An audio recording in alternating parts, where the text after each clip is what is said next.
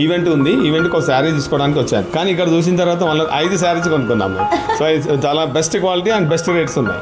సంగారెడ్డి నుంచి ఇన్స్టాగ్రామ్లో చూసి వచ్చాం మేము పట్టు శారీస్ తీసుకోవడానికి.